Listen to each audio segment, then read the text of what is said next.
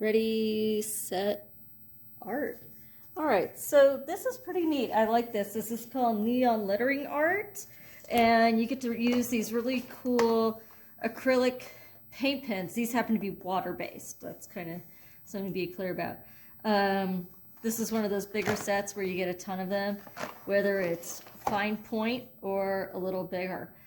Now, for this assignment, for the students, they had to do a word with subject matter. Subject matter are things we recognize, not so much like a symbol, say like a star or a heart, but it's like, say, a toaster oven, a piece of fruit, a cat. It's things we know. So they had to combine a word with an interesting font, couldn't just be regular old font, along with subject matter, done on black paper in the neon lettering style. So how do you even create this effect? I'm going to show you. So I'm going to put this to the side for now. After students have shown rough drafts, they need to sketch it out with a white pastel pencil. You can use a regular white colored pencil. It's just a little harder to erase in case you make a mistake. So anyways, all right, so say it's the letter C.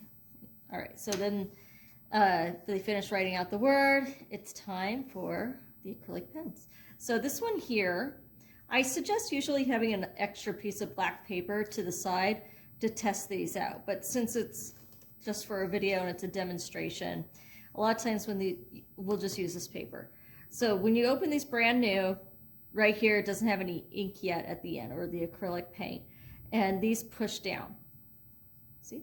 And there's a little paint on my finger. But so to get it going, you would have a separate piece of paper to the side, and you kind of just go like that, and it will start, the ink will start to come down to the end, and then you're able to use it. For the neon lettering style, because it has to fit this white line in the middle of it, because it's essentially, the white line essentially works as a highlight. If you've seen neon tubing, you have the color tube, and then because of the way the light is hitting it, there seems to be this white line going through the middle of it. So to make sure we can fit this thin white line in, we need to make sure that when we do this part, even though this part looks pretty nice, right, that looks good, it's not wide enough to fit the white line. So I go back and I make it wider, okay? And it does help if you wait for it to dry before adding the white line. I'm going to go ahead and keep doing this. There are lots and lots of other colors. I just recommend testing them to the side to see what you think. These sets come with preset color choices. So, but if you want a bigger variety, it does help to go to an art store where you can just buy the individual pens, and you'll find a lot more. There's even fluorescent ones. They're a little more money. So anyways, I do recommend kind of going slow, because you're essentially waiting for this paint to make it all the way to the end. So if you go too fast, it naturally dries here because you're not allowing it enough time for the ink to get to the end of that felt tip pen. All right, so you're essentially waiting. And sometimes I tap it a few times to the side to get it going. All right. That looks good to me. So now I'm ready to use the thin white tip. Now don't worry about these edges looking weird. This is what's kind of nice and forgiving about this project, is because later when we create the glow, we're going to use a colored pencil on the edges here to create this glow effect. So if you have not so straight lines, I wouldn't worry about it. Okay, here's my thin pen. You can see it's much thinner. And if you go too fast, it gets too thin, right? So, so you might have to go do an extra coat of it. All right, so here we go. Okay.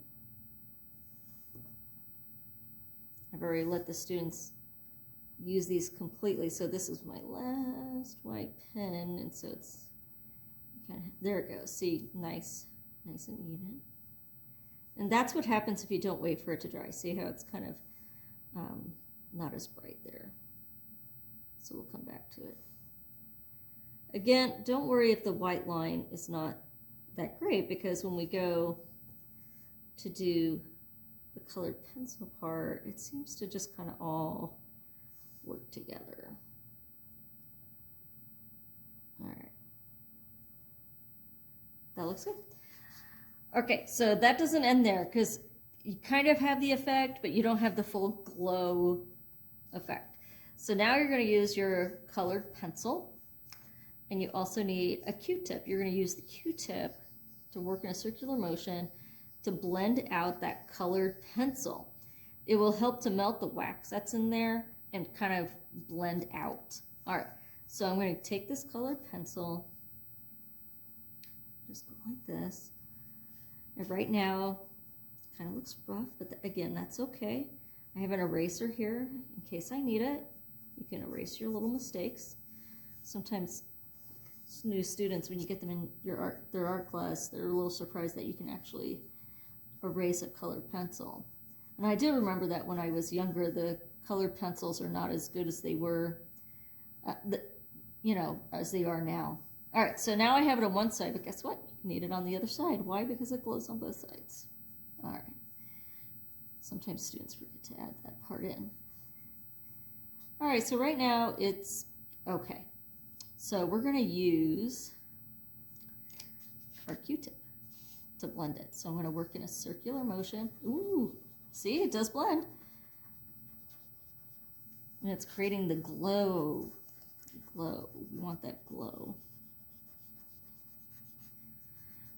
Lots and lots of glow. All right, so now it actually has the effect of what we see from neon tubing, where it has the white line in the middle, the color, and then the glow from it. So that's the actual technique. So to review, you have to use a white pencil. I'm sorry, a white pastel pencil. It does make it easier to erase in case you need to. Your acrylic pen, you do need to make it a little thicker. All right. Let it completely dry. Due to demo purposes, I am just going to move forward. The white line in the middle. Whoops.